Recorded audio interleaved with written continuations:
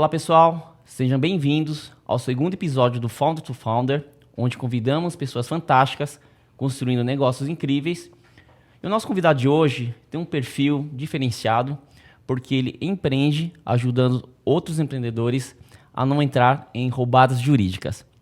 Além disso, ele é professor, palestrante e também autor de diversos livros sobre direito digital no Brasil e também investidor anjo de várias startups. Marcos Bruno, sócio do escritório Opus Bloom, um dos pioneiros em direito digital no Brasil.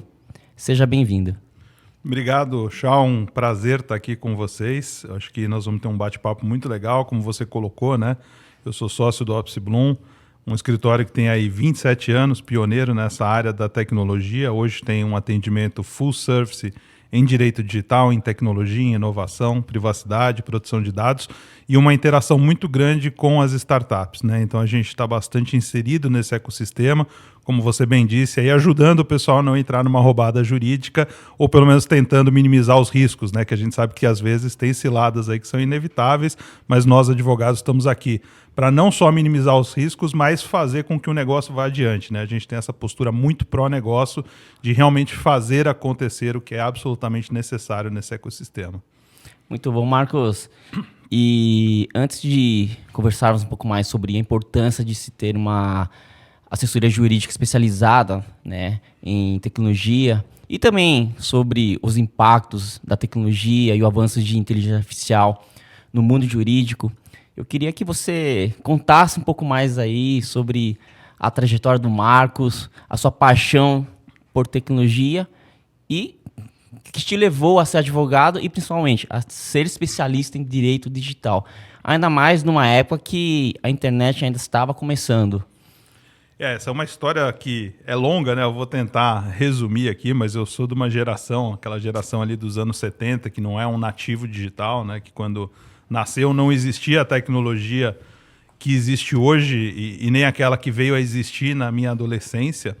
Mas em 94 eu acho que teve uma transição grande, né, do mundo, os computadores pessoais vieram com tudo, e é muito bacana, né, porque até 1992, por exemplo, na escola, eu tinha aula de datilografia, né? Então eu usava a máquina de escrever e ensinavam isso na escola pra gente, né? E por um lado, assim, sou muito grato a isso, porque hoje quando o pessoal me vê digitando ali sem olhar pro teclado, com muita rapidez, eles perguntam, né, de onde vem essa expertise toda aqui em digitar. E eu não conto isso para eles, porque senão entrega a idade, né? Mas é um pouco da aula da datilografia.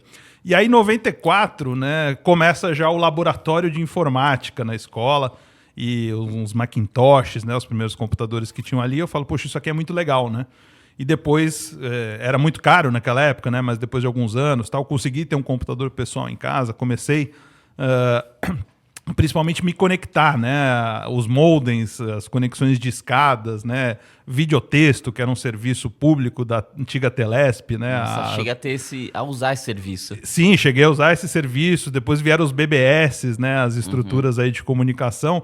E em 94, eu com 16 anos, eu falei, poxa, eu quero empreender nesse segmento.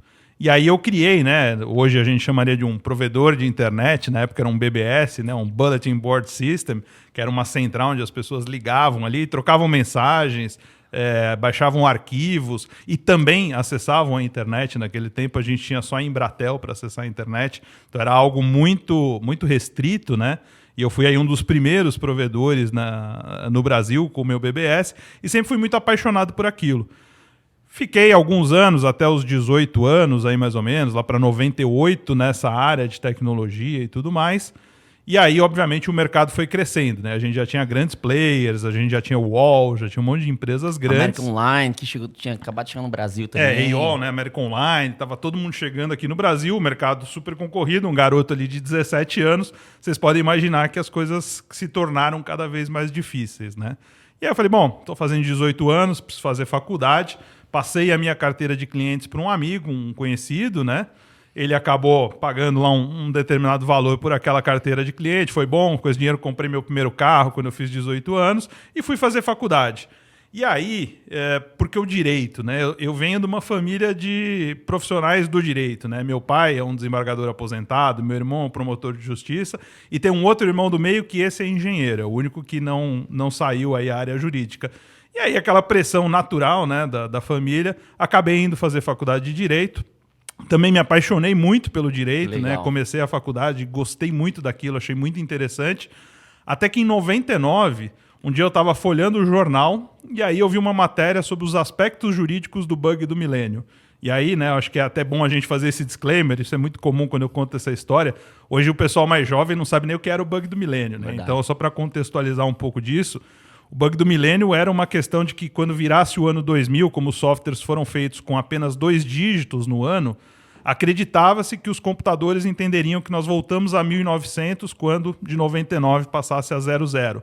E aí uma série de dúvidas surgiram ao redor daquilo, né? Não sei se você lembra, Chau, mas no Réveillon, né? Na noite de Ano Novo do ano 2000, né? Tinham dúvidas se os aviões deviam voar, se os aviões deviam ficar no chão, se poderia cair um avião, se poderia ter um acidente, né? Mas o fato é que pouca coisa aconteceu. Mas voltando aqui à minha história, então eu vi no jornal um artigo sobre isso, né? Sobre os aspectos jurídicos do bug do milênio. Eu achei, poxa vida, eu posso aliar o direito, que hoje naquela época, né, já era uma paixão minha, a tecnologia, que sempre foi uma paixão minha. E aí eu vi quem escreveu aquele artigo, era o Renato Opsblum, que é meu sócio hoje, né? Há muito tempo eu falei, preciso trabalhar nesse escritório. E aí arrumei lá para fazer uma entrevista, entrei no escritório em 99 e lá estou até hoje, né? Comecei como estagiário, virei advogado, virei sócio, hoje sou sócio nominal, né? A razão social do escritório é Opsblum e Bruno, advogados associados, e fui crescendo ali dentro, sempre com esse drive de tecnologia e direito. Olha só que curioso, assim, ouvindo essa história, é meio que uma jornada também empreendedora, porque vocês enxergaram no bug do milênio uma oportunidade de se especializarem em resolver, né, algum problema jurídico ou assessorar, né, em questões jurídicas, que no final você estava resolvendo algum problema nesse segmento por conta do problema. E no final, basicamente, vocês decidiram seguir essa tese, né, de negócio, ou seja, vamos nos focar agora cada vez mais no direito digital, né, em olhar questões ligadas à tecnologia. Foi esse processo que vocês acabaram seguindo mesmo e acabaram se tornando também referência, né, como um dos maiores escritórios de advocacia hoje especializado em direito digital? Na verdade, a gente tem muito essa veia empreendedora, né? Não só eu, mas todos lá no escritório, todos os sócios, e isso a gente passa para a nossa equipe, uma veia empreendedora muito intensa. E quando a gente, em 99, falava do bug do milênio, eu acho que não tinha, não me lembro, pelo menos na época, de nenhum outro escritório de advocacia ou advogado falando sobre esse tema. Mas o tema era muito, muito quente, né, naquela época. Então, a imprensa, a mídia, os jornais se interessavam muito por aquilo. Isso deu ao escritório uma projeção muito grande. A gente era consultado pela imprensa, citado pela imprensa com muita frequência, o que criou uma reputação do escritório em relação a essa questão de tecnologia. E a grande verdade, né, é que a virada do ano 2000, o bug do milênio, ele teve um efeito muito pequeno, porque as empresas, claro, trabalharam bem, os softwares de fato tinham bugs, tinham problemas, né?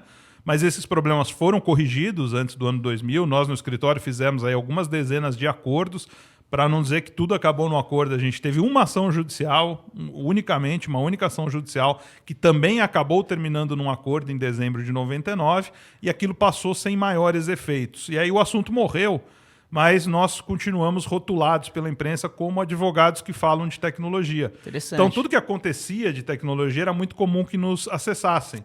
E aí, com esta veia empreendedora, falamos, poxa, isso aqui é um nicho dentro do direito, ainda não explorado e que nós podemos ocupar e que nós podemos nos dedicar futuramente. E, felizmente, né, os problemas jurídicos relacionados à tecnologia só avançou e os problemas jurídicos avançaram na mesma velocidade, né? Em 2000, a gente já tinha internet banking com muita intensidade, as pessoas começando a fazer essa transição, né?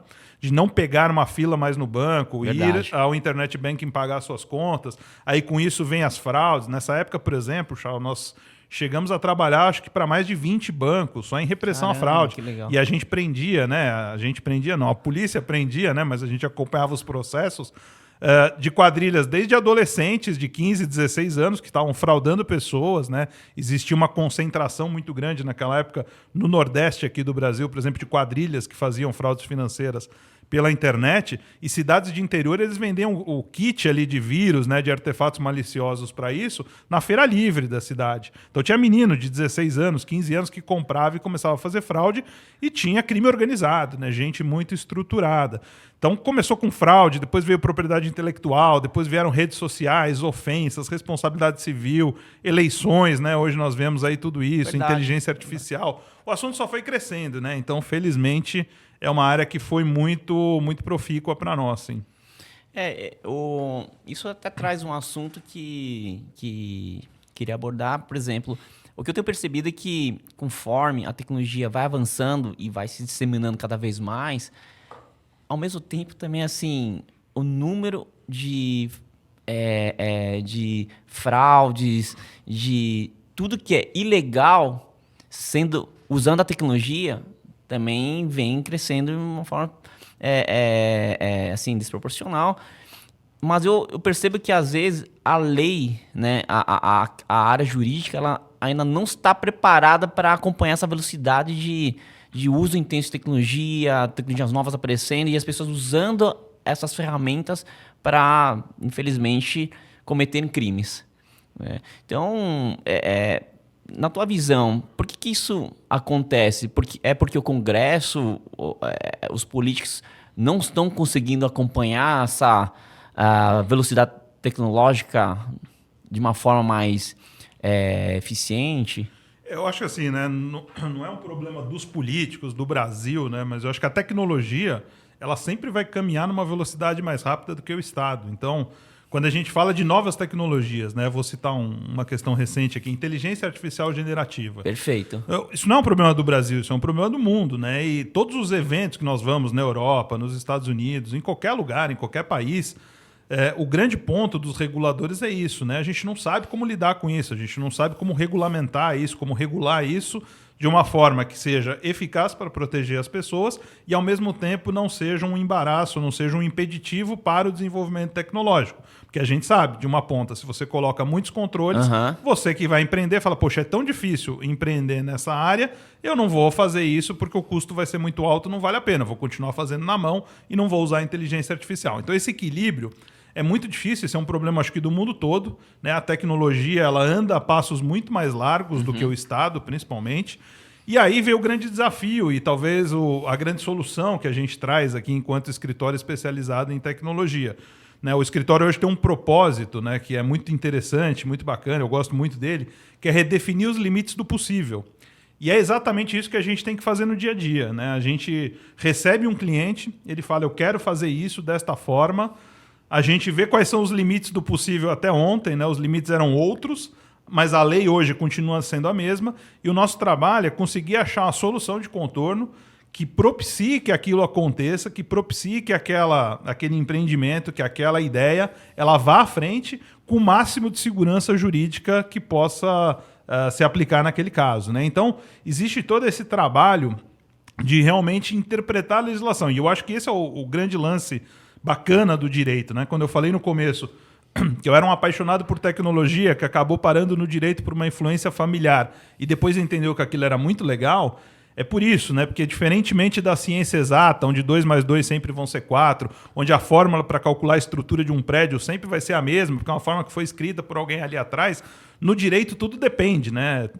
Se você perguntar para um advogado, ele é culpado? Você vai dizer, depende, né? Vamos ver as provas, vamos entender o que ele fez, vamos ver se a conduta interpretação dele também varia, né? De acordo interpretação, é subjetivo, então tem uma série de coisas. Então eu diria que se você quiser, né, se esforçar, certamente você vai encontrar uma solução de contorno em relação àquilo. Então acho que tem muito disso, né?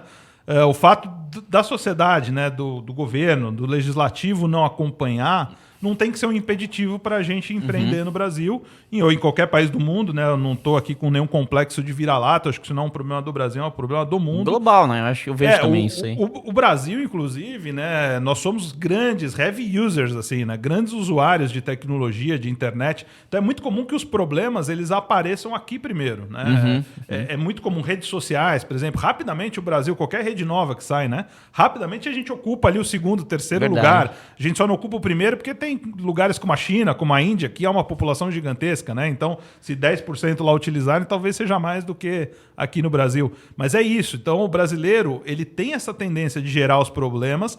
O nosso judiciário, o nosso legislativo tem a tendência de tentar responder a isso, né? Nós vemos aí toda a questão relacionada às fake news, né? Essa atuação todo quanto é polêmico, né?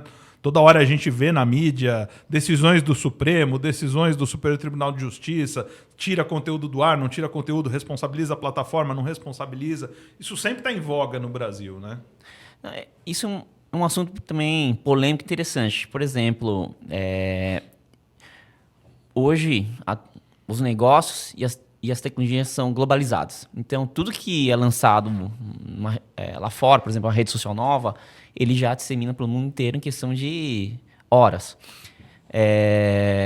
E aqui no Brasil, a gente tem, né, assim, a população, como a gente está comentando agora, às vezes usa a tecnologia do jeito errado. E eu acho que um exemplo disso são as fake news, principalmente em época de eleição.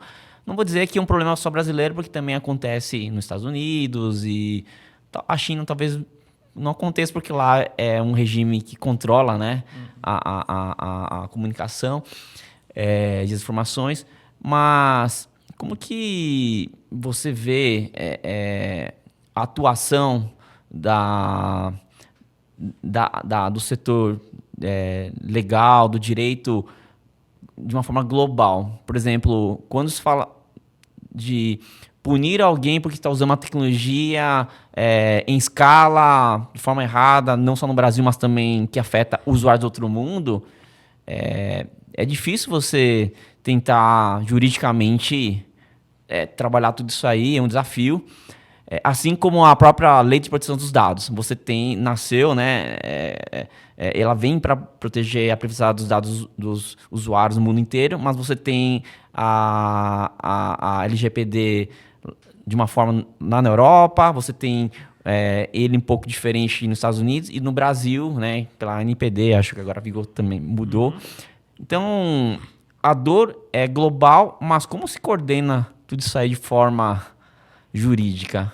Assim, são desafios muito grandes, né, que existem no dia a dia. Eu acho que primeiro falando de um ponto que você tocou que é muito bom, né, a questão da utilização da tecnologia da forma errada. Eu acho que a gente tem aqui um gap muito grande de educação, né, em relação à tecnologia. Hoje a gente não tem no currículo, pelo menos numa escola pública, numa escola estadual, municipal, disciplinas que falam sobre o uso seguro da internet, que falem sobre o uso correto da internet. Nas escolas particulares hoje se preocupam bastante com esse tema, mas na educação básica pública, né, não é uma realidade que existe, e a gente sabe que as crianças estão aí cometendo crimes pela internet, bullying, se matando, tendo sequelas psicológicas graves, severas, né? Então é muito importante, desde essa questão do próprio saúde, do bem-estar da criança, do adolescente, do jovem, ele entender os limites da utilização disso, até para uma vida adulta desse jovem que, quando entrar no mercado de trabalho, ele tem que ter a mínima noção ali do que pode, o que não pode, quais são os limites, né? O que é propriedade industrial, o que não é. Então é de criança, né? Quando a gente aprende, né? Pode parecer bobo, mas quando o professor nos repreende porque copiou um trabalho, porque extraiu um texto da internet, isso é um aprendizado para a vida, porque ali na escola não tem problema, vai tirar uma nota baixa. Mas o dia que ele trabalhar numa empresa, se ele copiar um negócio de alguém, a empresa onde ele trabalha vai ser processada, vai pagar milhões de indenização, dependendo do país, vai pagar bilhões de indenização. Então, essa autoconsciência, né, esse autojulgamento das nossas ações é algo que precisa ser muito desenvolvido no uso da internet. E aí acho que a gente tem um gap no Brasil e em alguns países também. Ensinar a usar a ferramenta, né, de forma correta. Eu acho que são até noções de ética, né? Você falou de LGPD, dados, né? Qual que é o ponto? As legislações são diferentes. A legislação no Brasil diz uma coisa, nos Estados Unidos ela é completamente diferente, na Europa ela é parecida com a nossa, e em tantos outros países tem diferenças e semelhanças. Mas qual que é o ponto central disso tudo, né? O que conecta todas essas leis?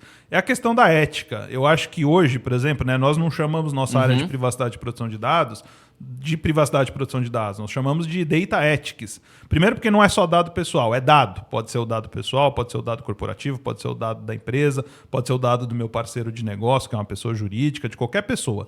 O que eu preciso ter é ética no uso daquele dado. Então, se eu partir do conceito da ética, eu certamente vou estar respeitando esses titulares de dados no Brasil, na Europa, nos Estados Unidos, na China, no Japão, onde quer que seja, porque eu estou fazendo um julgamento a respeito daquele meu uso e se ele é ético, se ele é correto. Então, acho que tem muito a ver com isso, né? E esses são conceitos que são subjetivos, né? A ética é subjetiva para um, para outro, mas que precisam encontrar, de alguma forma, esse ponto comum para a gente ter esses desafios. E aí, claro, né? Legislações diferentes, nós temos um problema não só legal, mas territorial. Então, uma autoridade brasileira, né, pode não ter ingerência sobre uma empresa que não está localizada no Brasil. Exato. E aí começam artifícios jurídicos, né, de obrigar a empresa a ter sede aqui. Nós vimos recentemente nos Estados Unidos aí uma rede social que o governo americano obrigou, né, ou está tentando obrigar aquela rede social a vender o seu controle para uma empresa americana, para que eles tenham ingerência sobre a empresa, sobre a rede social. Então,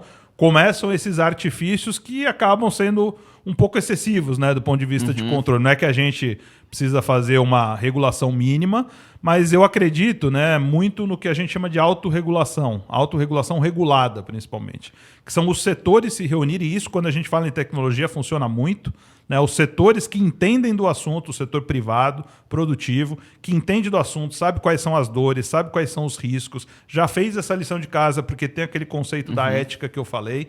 Ele vai trazer esses problemas para criar uma norma, para criar um manual de boas práticas. E muitas vezes, quando a gente fala em autorregulação regulada, este manual vai ser submetido à autoridade. Então, eu quero, por exemplo, eu vou dar um exemplo aqui hipotético, né? Eu sou uma empresa do segmento financeiro, eu tenho lá decisões automatizadas para concessão de crédito. Não é só a minha empresa que tem isso. Todos os bancos do Brasil têm decisões baseadas ali no meu score, no meu histórico de pagamento de dívidas.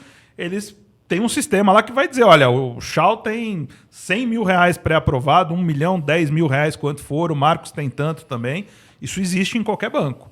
Aí imagina que um dia uma autoridade que não conhece qual é a complexidade de um sistema daquele fala, vou fazer uma regulação falando que a decisão automatizada está proibida, vai ter que ter uma revisão humana em tudo. Imagina quantas vezes o banco toma essa decisão por dia, inviabiliza o negócio se eu botar um ser humano. Então, antes que a autoridade venha e coloque uma regra sem ter a visibilidade do problema que isso causa para o setor, este setor pode se reunir, e aí não sou eu e os meus amigos aqui, os meus colegas, meus concorrentes, inclusive, criando uma norma de autorregulação que é a melhor prática para o setor, pensando naquele conceito central que eu falei da ética, do respeito às pessoas. Criamos uma norma que todo mundo ali se compromete a respeitar e vamos na autoridade e falamos, nosso setor funciona assim, nós fizemos uma norma que protege dessa forma, daquela outra forma. Então eu acredito muito nisso e isso tem um contorno extraterritorial. Você pode ter políticas como as redes sociais têm, por exemplo, que são as mesmas para qualquer país do mundo, né? É claro que as políticas precisam ser justas, precisam ser equilibradas. A gente vê quando fala em redes sociais, nem sempre há um equilíbrio nisso, né? Então há que se fazer esse teste de balanceamento, mas quando é bem feito, funciona muito bem. Alguns anos atrás nós tivemos aquele problema, por exemplo, de uma grande empresa de tecnologia, acho que dá para dizer, né, o próprio WhatsApp, que o pessoal aqui estava usando muito para disseminar informações consideradas como fake news. E aí nós tivemos o STJ bloqueando o uso da ferramenta. Eu lembro que houve até um caos, aí depois o pessoal começou a buscar ferramentas alternativas, como o Telegram. Mas e foi um caso assim, bem polêmico, porque foi uma empresa sediada num país fora do Brasil, né, tendo a sua ferramenta usada em outro país e muitas vezes de forma às vezes inadequada, pelo menos foi o que eu considerava aqui, e ela foi basicamente teve o serviço suspenso juridicamente, e isso acabou gerando assim, uma polêmica muito grande e impactou muitas pessoas, porque muitas pessoas usavam a ferramenta para trabalho. Como que, assim, isso pode acontecer novamente? Qual que é, o que os governos, assim, estão fazendo para minimizar esse tipo de impacto unilateral na utilização errada de uma tecnologia em determinado país? Eu acho que tem uma questão importante aí que eu acho que é um pouco de narrativa também, né? Que às vezes ela é colocada de uma forma um pouco tendenciosa e pode dar uma impressão errada, né? Quando a gente tem medidas como essa, por exemplo, de bloqueio de WhatsApp e tudo mais, o bloqueio não é em razão do conteúdo que é trafegado ali, até porque a gente é um estado livre, que não tem censura e que as pessoas podem falar a respeito do que elas quiserem. Claro que não poderiam falar sobre coisas que são ilícitas, mas existe essa liberdade de expressão plenamente garantida pela lei, a Constituição Federal, o Marco Civil da Internet, tudo isso. Essas atuações do judiciário pontuais de bloqueio de plataformas, de aplicativos, são muito pelo fato dos aplicativos supostamente não cumprirem com as ordens judiciais. Então, nesse caso, por exemplo, um dos primeiros casos de bloqueio aqui foi um caso de uma comarca lá do interior de Piauí, se não me engano. A cidade eu me lembro que chamava Lagarto. Nós trabalhamos, no caso, eu cheguei a ir lá conversar com o juiz, né? E esse local ali, essa região de Lagarto, é conhecida ali como quadrilátero da maconha, para você ter uma ideia, né? Então, uma região onde tem muito tráfico de drogas, plantação de entorpecentes, e existia uma investigação em curso da polícia que descobriu grupos onde traficantes trocavam informações e pediu à plataforma informações de origem das conexões, de IP, de data, de hora, para poder chegar até essas pessoas, fazer quebras de sigilo e prender os criminosos, né? E a plataforma não colaborou fornecendo esses dados, ignorou esses pedidos, supostamente ignorou esses pedidos da justiça. E a justiça, então, como uma sanção, já que eles não cumpriram a lei, porque a lei os obriga, sim, né, a identificar as pessoas, determinou esse bloqueio da plataforma, né? Mas não é pelo conteúdo. Apesar do conteúdo ser criminoso, tráfico de drogas e tudo mais, a gente nem tem como fazer uma censura prévia, né? Eu, como advogado, eu não consigo chegar lá, eu tenho qualquer tipo de desavença com você, por exemplo. Aí você faz comentários na rede social falando mal de mim. Eu não posso pedir para o juiz para dar uma ordem para proibir o Shaw de falar a meu respeito. Porque você tem liberdade de expressão. Nem tudo que você fala é ofensa. Como é que ele vai saber o que você vai falar, se vai ser uma ofensa ou não vai, né? Agora, depois que você fala, aí sim, aí eu posso pedir que aquele conteúdo seja removido, porque eu me senti ofendido. Posso pedir uma indenização pelo que você disse, aí sim. Mas a censura prévia, ela não é... Nem que ela não é possível do ponto de vista jurídico, né? Ela é até quase que impossível do ponto de vista legal e do ponto de vista de você prever o que a pessoa vai dizer, o que a pessoa vai fazer, né? Interessante. E assim, tudo isso leva, no final também, a uma questão que é para todos os empreendedores, que quando ele começa a construir um negócio, já se preocupar com questões jurídicas. Inclusive de como ele vai oferecer o serviço dele, como o serviço ele vai ser utilizado. Então, criar já as políticas de uso, termos de uso junto ao público. E aí isso remete a um problema que eu já vivi e muitos empreendedores passam, principalmente quando estão começando os negócios, que é o custo de você ter uma assessoria jurídica, principalmente voltada para questões digitais, de tecnologia. Ele hoje não é acessível por muitos empreendedores, né? Muitos empreendedores colocam até verba o dinheiro gasto com questões jurídicas no final da fila. E aquela coisa, um dia a conta chega porque ele começa a ofertar o serviço sem amparo jurídico, sem contar a forma como ele constrói os contratos de prestação de serviço, etc. Como que você enxerga essa percepção de valores hoje junto aos empreendedores? Essa percepção de valor da importância de uma assessoria jurídica no seu negócio digital, ela está crescendo e os empreendedores estão levando isso mais a sério, ou realmente vocês estão pegando casos de empreendedores que deixam de ter uma assessoria jurídica somente quando a empresa está crescendo ou só no final, quando ele precisa para algum evento que ocorreu? Essa questão, né, da assessoria jurídica e as startups é algo bastante complexo, né, no dia a dia. A gente tem, como eu coloquei aqui dentro do escritório, uma área dedicada a startups. A nossa operação, inclusive, ela ocorre dentro do Cubo do Itaú. Né? Nós temos lá a nossa sala onde fica o nosso time dedicado a startups.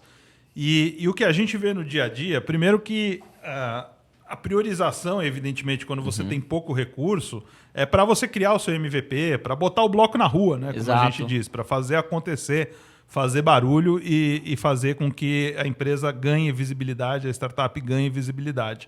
Mas como advogado não posso deixar de dizer, né, é muito importante a gente levar em consideração as questões jurídicas desde o começo. E acho que existe muitas vezes, como eu coloquei aqui, né, não por uma opção dos empreendedores, dos fundadores, mas por uma escassez de recursos mesmo, muitas vezes uma negligência em relação a essas questões jurídicas. Né? O que a gente faz aqui, né, nos sentindo parte desse ecossistema, né, e pedindo licença para ser parte desse ecossistema, é criar modelos que a gente permita com que mesmo com poucos recursos essas empresas possam ter uma assessoria jurídica. Né? Então, hoje a gente tem modelos muito flexíveis para atender as startups e felizmente propicia que eles nos procurem. E aí, citando problemas, né, muito frequentes, a gente vê muitas vezes, inclusive, uma negligência em relação à documentação da relação entre esses fundadores. Né? Outro dia eu estava lendo uma pesquisa, não me lembro de onde que era, mas dizia que 75% das startups, né, que elas terminam antes de 5 anos, que não têm sucesso e não vão adiante, boa parte, 75% dessas, na verdade, que terminam em 5 anos, elas terminam por divergências entre os fundadores. Passados 5 anos, um quer ir para um caminho, outro quer ir para o outro, e eles não conseguem se resolver porque não tem um arranjo ali no começo. Então, é muito importante essa questão de, primeiro, amarrar tudo, né? As grandes ideias muitas vezes surgem de muitas cabeças, então são reuniões de pessoas brilhantes que botam ideias na mesa e juntos constroem aquilo. Então, documentar essa relação. Eu sei que são amigos, eu sei que são parceiros, mas nunca se sabe o dia de amanhã, então é importante documentar. Verdade. A questão de propriedade intelectual, propriedade industrial é muito importante, né? Quando você chega numa série de investimento, qualquer diligência vai olhar se você eventualmente criou algo que pode ser cópia de alguma coisa pré-existente, se você tem a propriedade intelectual daquilo que você criou, se realmente existe, né, entre aspas, aí, uma reserva de mercado para que outra pessoa não possa fazer a mesma coisa que você faz. Então isso tudo é muito, muito importante. A gente costuma dizer, né, que é o jurídico by design, ou seja, sempre pensar, e aí vem um pouco do que você disse, né? Poxa, a gente tem pouco recurso, às vezes não dá para contratar um advogado, mas hoje a gente tem muita informação, né? Então, dá para buscar. Verdade. Então, eu acho que o importante é ter esse auto-julgamento, né? Esse self-judgment, de eu pensei numa iniciativa, pensei em alguma coisa que eu quero criar, eu fazer um exercício, poxa, mas será que isso é legal, né? Será que isso vai parar de pé? Será que esse modelo realmente não me traz problema? E claro, né, pensando com segurança, mas sem um conservadorismo excessivo, né? Eu vou dar um exemplo aqui, né? Plataformas, por exemplo, de apostas hoje, né? A gente assessorava, talvez há 10, 15 anos atrás, plataformas de aposta. Era um mercado absolutamente incipiente que estava nascendo. Se você olhasse na lei, era proibido. Você fala, não pode ter aposta, é jogo de azar, coisas do tipo. Aí a gente vai lá, encontra uma questão de que tem não é um jogo de azar, porque tem uma estratégia, tem um conhecimento, tem um estudo. A pessoa tem que estudar, se a gente falar de aposta esportiva, ele tem que estudar a performance do time, quem são os jogadores melhores, quem são os jogadores piores, qual que tem superioridade sobre o outro. Né? Então não é uma questão de sorte, é uma questão de conhecimento. E conseguimos enquadrar aquilo. O empreendedor na época falou, poxa, legal, eu vou lutar por isso, que o meu negócio não é jogo de azar e vou seguir adiante. Só 10, 15 anos atrás.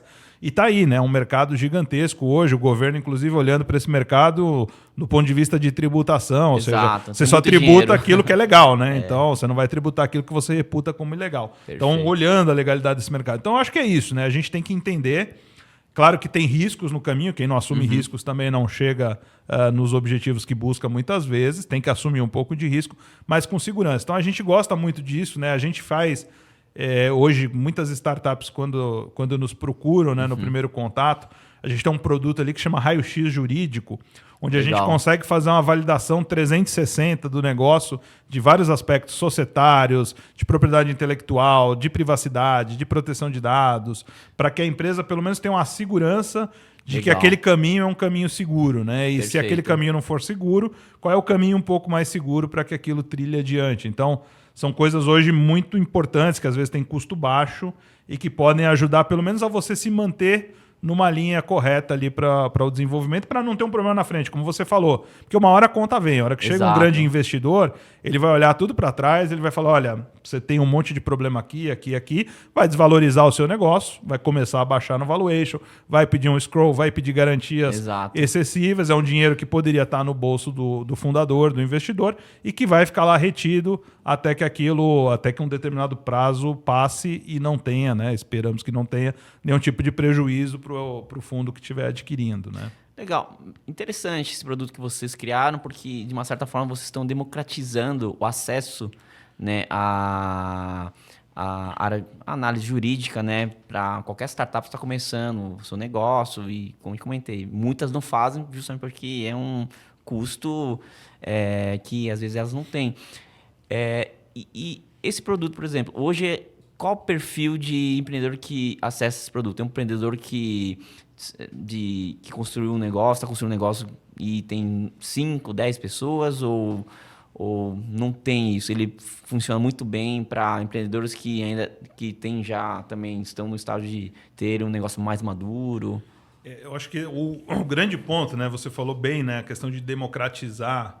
E eu acho que democratizar o acesso ao jurídico, ao direito, não é um problema da startup, isso é uma demanda do mundo, né? Se você pegar, a gente, hoje no escritório, tem uma área de inovação jurídica, né, de Legal Innovation, onde nós, inclusive, prestamos consultoria para os nossos clientes, para departamentos jurídicos antigos, ali entre aspas, né, se tornarem departamentos jurídicos mais modernos.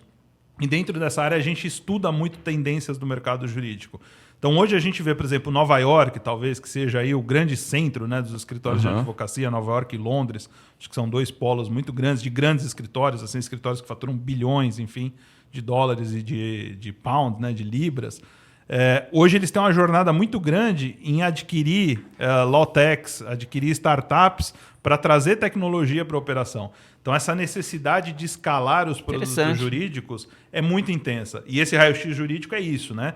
É uma versão escalável de um due diligence simplificado, é claro, para que o custo ficasse atrativo, dentro de uma startup. E aí, respondendo a tua pergunta, né, isso se aplica a qualquer tipo de nível de maturidade. Às vezes a gente tem o empreendedor, o fundador que acabou de iniciar o seu negócio, às vezes a gente tem aquele com 5 anos de estrada, com 10 anos, com 2 anos.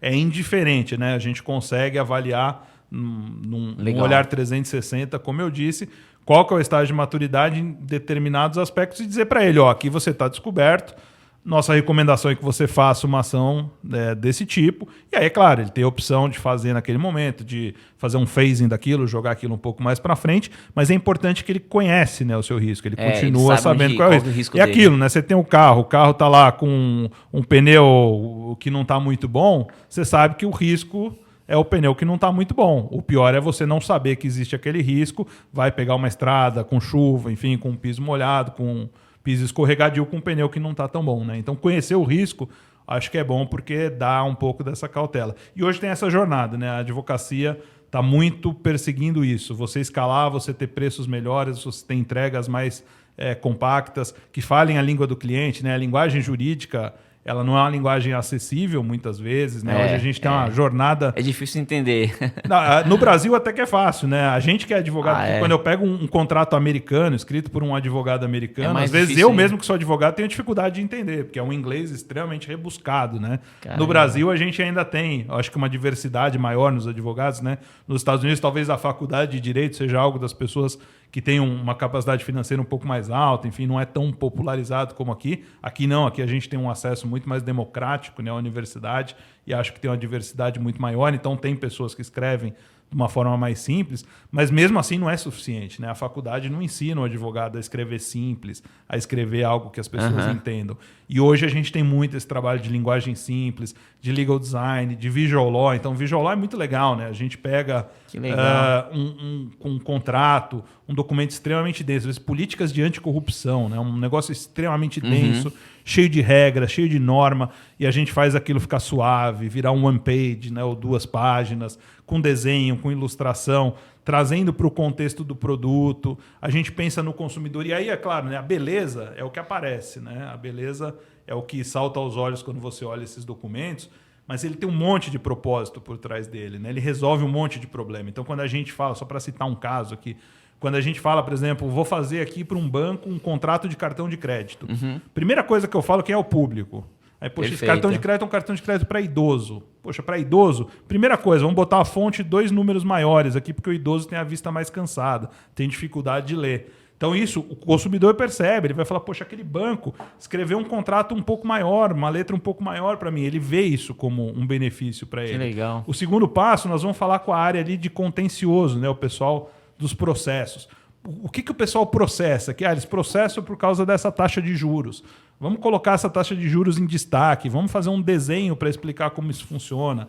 E ali você colhe depois, né? Passa 2 meses, passa 6 meses, você vai conversar com essas mesmas pessoas e fala, poxa, depois que a gente adotou um novo contrato, diminuiu 10%, diminuiu 20% as ações. Quando são contratos B2B, normalmente o grande desafio é tempo de fechamento do contrato. A gente trabalha muito no agro, né? E o agro tem peculiaridades muito específicas, porque são pessoas do campo, né? Que não tem talvez um conhecimento jurídico grande. Aí você imagina uma grande usina, vai lá arrendar um pedaço de terra de uma viúva, de um fazendeiro, que o marido faleceu, ela não consegue tocar a terra dela e resolve arrendar para uma usina de cana de açúcar.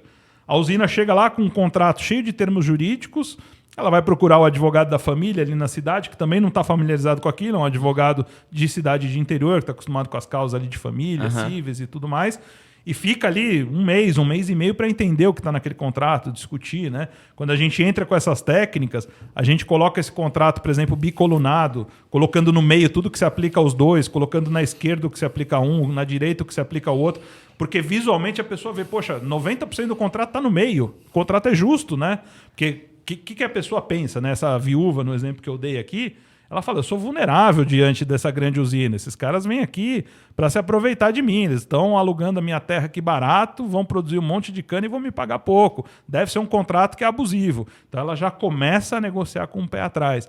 E o nosso trabalho não, consegue já mostrar psicologicamente para a pessoa que aquilo é equilibrado, deixar claro aquilo que é complexo. Então, hoje tem muito essa jornada também no jurídico, né? De ser acessível. Basicamente, vocês assim, incorporaram técnicas de desenvolvimento de produto, que normalmente a experiência do consumidor. Exatamente, experiência do consumidor, UX, olhando para questões, óbvio, jurídicas e de usabilidade, né? Porque aquilo impacta, né? Pode levar alguém a não entender algo porque não viu, enxergou, e processar ao banco, por exemplo. Nossa, bem interessante isso. E, assim, falando um pouco mais sobre inovação, e vejo que vocês são um escritório com muita inovação, como que você enxerga o crescimento do uso de inteligência artificial no mundo jurídico? Porque se você começou de Lautec, e cada vez mais estou vendo, assim, principalmente fora do Brasil, tanto nos Estados Unidos, na Europa, várias startups de Lautec surgindo, né? E aqui no Brasil está começando. Como que você enxerga, primeiro, o impacto, né, do uso dessa tecnologia no mundo jurídico? E segundo, qual a tua opinião em relação à adoção da tecnologia por parte dos advogados? Porque também tem essa questão dos advogados alterarem, né, sua visão do uso da tecnologia no uso do dia a dia dele em relação à análise de processo, etc. Esse é um tema assim, super interessante, né? Eu acho que inteligência artificial, não só no jurídico, mas como um todo, é algo que vem talvez para revolucionar a forma como a gente faz as coisas e gera um monte de dúvidas. Eu acho que a primeira grande dúvida que as pessoas têm é: será que a inteligência artificial vai acabar com o meu emprego? Né? Exato, vai substituir o advogado? Vai substituir o advogado, vai substituir o engenheiro, né? Qualquer profissão, acho que se faz essa pergunta hoje. Eu acho que a inteligência artificial, ela também não é tão inteligente assim, né? Ela tem capacidades muito boas de processar um conjunto grande de dados, trazer respostas, fazer coisas que os humanos faziam antes com muito mais rapidez e talvez até mais assertividade. Então, sem dúvida alguma, vai ser uma ferramenta muito útil, Mas é uma ferramenta que vai nos permitir ter mais tempo para dedicar o nosso trabalho àquilo que realmente importa, né? Aquilo que realmente depende de mim, aquilo que realmente depende do intelecto humano, do pensamento humano. A inteligência artificial não vai nos substituir, mas vai fazer aquilo que é repetitivo, que é braçal e assim por diante. E na área jurídica, eu acho que isso tem uma intensidade de uso muito grande, né? O nosso dia a dia, o dia a dia de um advogado, ele é repleto de coisas repetitivas, coisas burocráticas, né? Então a gente tem várias fronteiras, né? Antigamente a gente tinha o advogado padrão que fazia tudo, né? Ele ia ao fórum, pegava o processo, despachava com o juiz, fazia a petição, protocolava, resolvia tudo. Depois a gente começou a criar estruturas de legal ops, né? De legal operations. Então o advogado já virou um cara que ficava mais dentro do escritório, peticionando, fazendo as coisas, e tinham pessoas que não eram advogados, né? Alguns tinham formação jurídica, outros não. Tem cientista de dados, tem de tudo no meio disso, né? Que faziam análise dos dados, que faziam todas as plataformas de BI, de Business Intelligence, para trazer dados da carteira, que faziam as coisas repetitivas, como recolher uma guia de custas, fazer um protocolo no site do tribunal e assim por diante.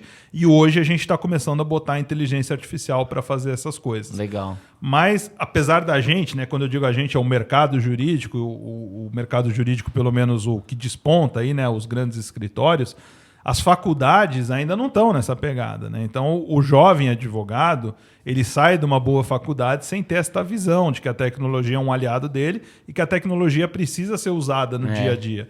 Então, hoje a gente faz um trabalho muito bacana, né, que a gente chama de letramento digital. Dentro, principalmente dos nossos clientes, nos departamentos jurídicos, antes de trazer qualquer tipo de consultoria em tecnologia, a gente gosta de fazer esse letramento para trazer as pessoas para este lugar. Falar, olha, nós estamos em 2024, agora é assim que funciona, e em 2030 vai ser muito mais intenso ainda, né? Contar histórias como essa que eu falei. Os escritórios em Nova York estão contratando, estão comprando, né? Não é nem contratando, estão comprando Lawtechs, estão comprando Legal Techs para trazer tecnologia e se modernizar. E para fazer coisas escaláveis com tecnologia. Então a inteligência artificial, eu acho que vem no mercado jurídico como uma revolução muito grande. E pode parecer estranho, mas o grande desafio da inteligência artificial é vencer esta resistência humana que os advogados muitas vezes têm, né? Não é o nosso caso, porque somos lá no escritório todos advogados de tecnologia. Perfeito. Super enfronhados nesse tema da tecnologia, isso está embedado na gente ali, né? Mas os advogados tradicionais têm bastante dificuldade com isso. A gente faz muito esse letramento justamente para criar essas condições para que a empresa possa trazer tecnologia para o seu jurídico. Mas não tenho dúvida que isso vai mudar muita coisa, né? A gente é um caminho sem volta. É um caminho sem volta. Até porque tem pressão do cliente, né? Eu não consigo cobrar do cliente o que eu gostaria de cobrar. E eu consigo cobrar o que o cliente muitas vezes está disposto a pagar. E aí eu preciso ter eficiência operacional.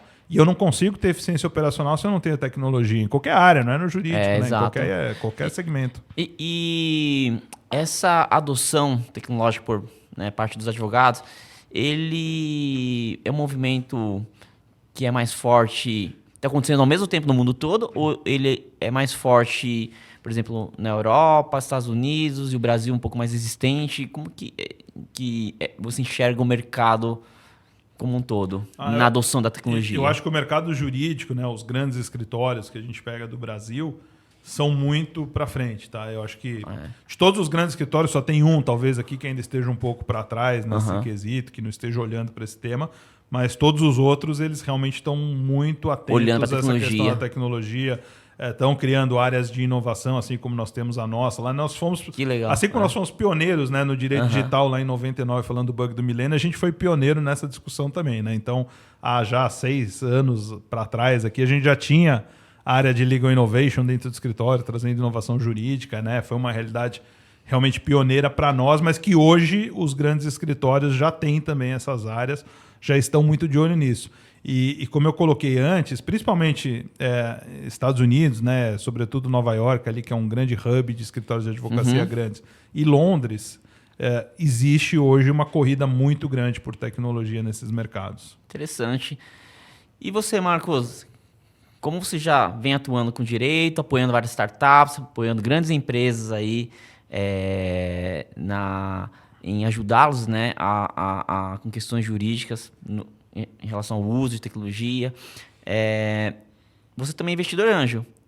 Isso também, todo esse conhecimento, experiência atuando no meio, o que te levou também a empreender? Você também viu, assim, você ficou fascinado com esse mundo de startup, de tecnologia sendo acelerado e falou, caramba, eu também posso investir nessa startup, nesses negócios. O que te levou a virar também um investidor anjo, além de apoiá-las de forma jurídica? Essa questão do investimento em startup é algo que é muito interessante, né? A gente, como advogado, acaba vendo muito isso. A gente faz muita estruturação de CVCs, né? De corporate ventures, para clientes nossos. Ajuda eles, né? Na criação das teses e tudo mais. E é muito legal a jornada, né? Que existiu, na verdade, ao longo do tempo. Se a gente pegar alguns anos para trás, essas corporate ventures queriam investir em coisas que às vezes não tinham nem a ver com o negócio, né? Ele tinha lá um determinado dinheiro e ele via a perspectiva naquilo, poxa, isso aqui vai se tornar um unicórnio, eu vou botar um dinheiro aqui como um investimento, como ele bota dinheiro no banco, né? Nossa, isso acontecia num CVC também? Acontecia, assim, você via muitas vezes, Caramba. principalmente empresas mais familiares, né? Enfim, isso acontecia com muita frequência. Se via aquilo como um veículo de investimento, né? E ao longo do tempo, acho que o mercado brasileiro foi ganhando essa maturidade de, não, eu preciso trazer coisas que sejam aderentes ao meu negócio e que resolvam problemas, né? Então, hoje, a gente vê muito isso, né? Essa possibilidade. Eu acho que nós, como escritórios de tecnologia, a gente sempre quis, né, ter um CVC nosso, poder trazer Lautex, que nem o pessoal faz em Nova York, que eu te contei. A gente tem, obviamente, muitas amarras aqui regulatórias, né, da OAB, da Ordem dos Advogados e tudo mais. Mas a gente, como tem clientes nessa área, é inevitável que acabe sendo procurado para investir em uma ou outra empresa.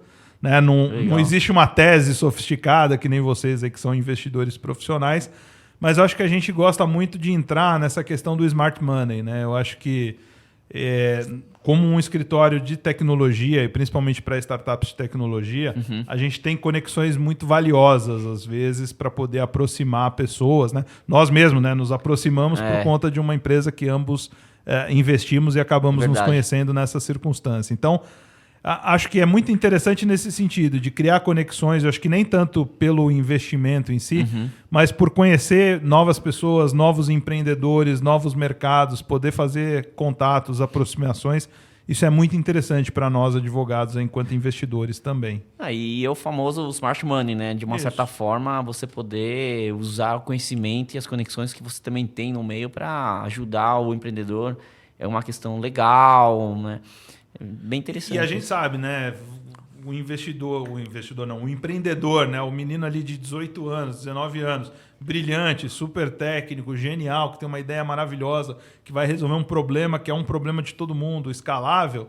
Ele às vezes não tem o punch para chegar em locais que ele precisa chegar, acessar canais, né? E a gente com 27 anos de escritório, já de janela ali, conhecendo um, conhecendo o outro, a gente pode ajudar muito, né, a abrir essas portas. Então, acho que essa questão do smart money casa muito bem com o investimento. Né?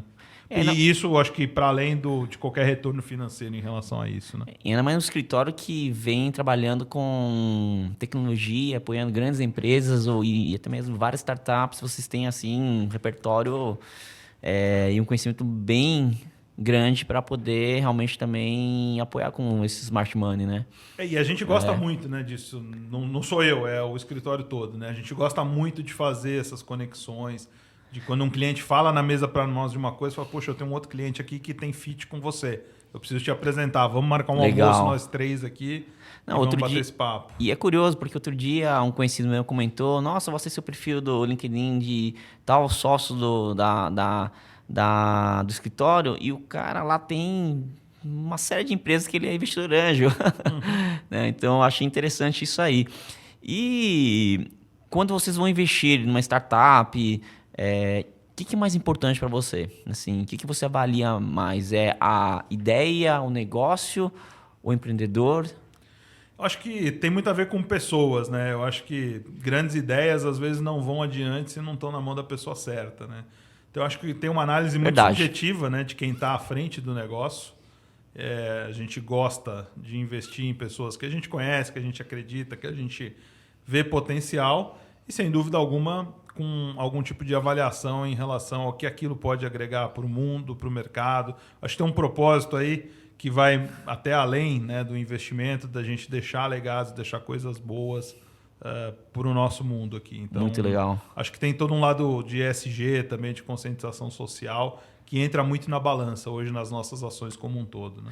E vocês também, assim, acredita que vocês também estão aprendendo com os empreendedores? Vocês também aprendem bastante com eles? Com certeza.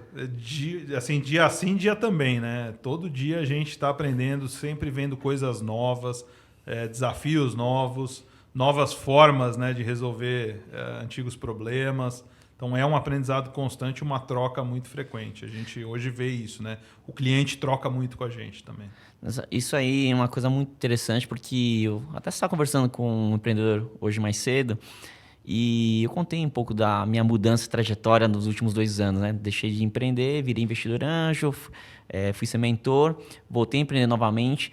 Mas uma coisa que eu comentei com ele, que o que me dá satisfação em continuar nesse ecossistema de empreendedorismo, de startup, tecnologia, e principalmente investir em várias startups, é que eu continuo aprendendo cada vez mais. Eu saio de uma bolha que eu vivia, ou seja, quando você está empreendendo pela primeira vez, você vive numa bolha daquele seu segmento, daquele seu mundo de negócios, e quando você vai virar um investidor anjo, você conhece muitos empreendedores com ideias bacanas e de segmentos diferentes. E desafios diferentes também. Então, isso para mim tem sido uma motivação muito legal de continuar nesse ecossistema. Imagino que para vocês deve ser a mesma coisa. Tem uma adrenalina toda ali envolvida, né? Eu acho que essa área do direito digital, né, como a gente chama, ela tem muito disso também, porque os desafios, eles são diários. Quando a gente fala, o nosso propósito é redefinir os limites do possível, é isso que a gente faz todo dia, né? A gente tem reuniões ali dia sim, dia não, com pessoas que vêm com ideias totalmente fora da caixa, coisas que a gente nunca viu e que a gente tem que dar um jeito de fazer uma estruturação jurídica daquilo, porque a gente tem que fazer acontecer. Essa é a nossa missão, fazer acontecer com segurança. E então, sempre tem esse desafio, mesmo quando a gente está do outro lado, né? Eu falei aqui, por exemplo, de 2000, que a gente trabalhou para mais de 20 bancos, fraudes e tudo mais. A fraude era a segurança, obviamente, do Internet Banking em 2000, ela era muito inferior à segurança que a gente tem hoje, né? Nem se compara, acho que a gente está anos-luz à frente. E ao longo do tempo, os controles de segurança foram sendo implementados. Então, por exemplo, eu me lembro, né, antigamente a autenticação do banco era sua agência, conta e uma senha de 4 números, né? Então, comprometeu a senha, o cara botou um keylogger na sua máquina, pegou a sua senha e ele entra na sua conta. Aí inventaram um cartãozinho que tinha, sei lá, 20 posições e cada posição tinha um código, né? É o token de hoje, que muda a cada 3 segundos, era um cartão impresso. A gente falou, bom, agora inventaram este cartão, vai acabar a fraude, né? Porque o fraudador, ele bota um keylogger na máquina da pessoa, ele não vai ter acesso ao cartão. Conseguiram achar um jeito de decifrar o algoritmo do cartão e imprimir aquele cartão e fazer. Aí vem o token físico. Conseguem dar um jeito de dar um bypass naquilo. Então é uma corrida de gato e rato. A gente nunca vai... Hoje nunca tem facial. Chega a solução. Hoje tem facial, o pessoal frauda também. Consegue fraudar. Biometria e assim por diante, né? Que legal. Nossa, é curioso isso. E uma última pergunta, né? Na verdade, 2 últimas perguntas. Primeiro, o que você acha que o Brasil precisa melhorar em termos legais para apoiar ou incentivar o ecossistema empreendedor? Então, eu não diria talvez que precisa melhorar, mas eu acho que é um ponto que precisa ter muita atenção, principalmente do nosso poder legislativo, né? E aí a gente tem que ter em mente também o seguinte, né? Até para ser justo, o poder legislativo é um poder que representa a população. Então você tem ali todo tipo de formação. Então você tem desde um advogado, desde uma pessoa que conhece um pouco mais das leis, até o apresentador de televisão, o radialista, enfim, com uma pessoa que às vezes não tem uma formação técnica, mas que é um grande comunicador, que as pessoas admiram e que tem um tanto de votos ali que o coloca num cargo público. Então você tem uma diversidade muito grande ali dentro do poder legislativo. E no Brasil, acho que a gente tem um pouco do que a gente chama de efeito Bruxelas, né? Que é uma tendência a copiar as legislações europeias. Acho que o Brasil se identifica muito mais com o sistema legal europeu do que americano, né? Então, por uma questão de identificação mesmo, nós temos essa tendência a copiar aquilo que acontece na Europa.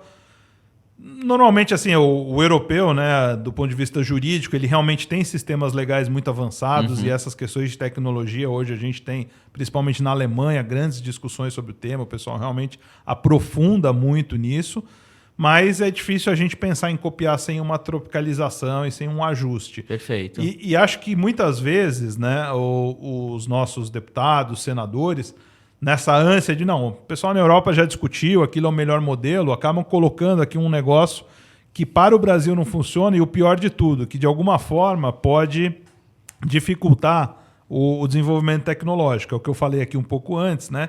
A pessoa fala, poxa, é tão difícil, tem tanto controle regulatório, tem tanta coisa que eu preciso fazer que não vale a pena empreender porque vai custar muito caro, né? Exato. Então, eu acho que tem que tomar esse cuidado, que a gente tem que ter leis, claro, que protejam as pessoas, que sejam efetivas, que sejam boas, mas na medida certa para que o desenvolvimento tecnológico aconteça, porque a gente tem no Brasil muitas mentes brilhantes e que precisam ter esse espaço para empreender e empreender aqui. Porque senão o que vai acontecer? A gente perde essas pessoas para territórios, para países que têm legislações mais amigáveis, né, vamos dizer assim, para o desenvolvimento tecnológico. Ele sai do Brasil e vai criar sua startup em outro país, e eu acho que o país perde muito com isso. Né? É verdade, concordo. Muito bom. E, Marcos, para terminar, assim, quais conselhos você daria para todos os empreendedores que estão começando a sua jornada, principalmente em questões de cuidado jurídico? Acho que, primeiro, né, muita fé, acho que a gente tem que acreditar muito naquilo, né?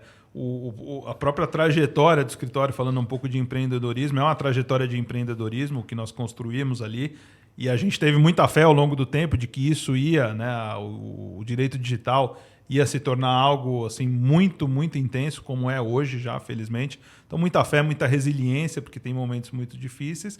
E do ponto de vista jurídico, acho que é um pouco da questão do legal by design que a gente fala, né? Que é você sempre pensar nas suas ações com um olhar um pouco jurídico. Eu compreendo, né, como nós colocamos aqui antes, que às vezes a escassez de recurso impede uma startup muito iniciante de ter um acompanhamento jurídico, de ter uma assessoria jurídica, mas esse auto-julgamento, né, de se aquilo que eu estou desenvolvendo do ponto de vista jurídico para em pé, se aquilo é um risco aceitável, para mim, para a minha empresa, para a sociedade, para as pessoas que vão ser afetadas, né? Eu acho que a gente tem que ter essa responsabilidade social do que a gente cria, o quanto isso vai afetar a nossa sociedade positivamente ou negativamente.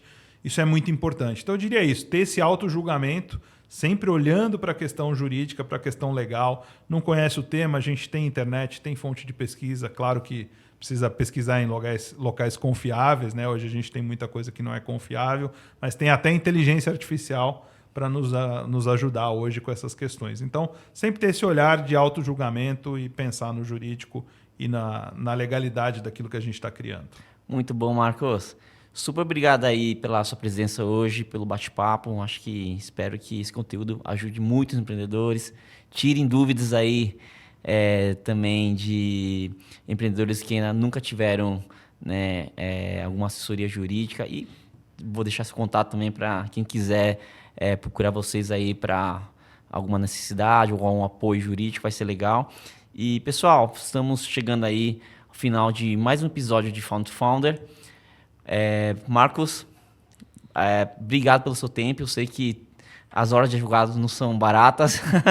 Não, elas são baratas. Mas tenho certeza. Para os amigos, a gente sempre tem tempo também. Mas tenho certeza que tudo que nós conversamos aqui vai ajudar de alguma forma aí muitos empreendedores que estão pelo Brasil. Eu quero também te agradecer pelo convite. Um prazer estar aqui, estar com o seu público, com a tua audiência, podendo ajudar. Legal. Espero que tenha ajudado aí o pessoal nessa jornada de empreendedorismo. E conte comigo aí sempre que preciso. Muito bom. Marcos, obrigado. E, pessoal, até o próximo episódio do Found to Founder.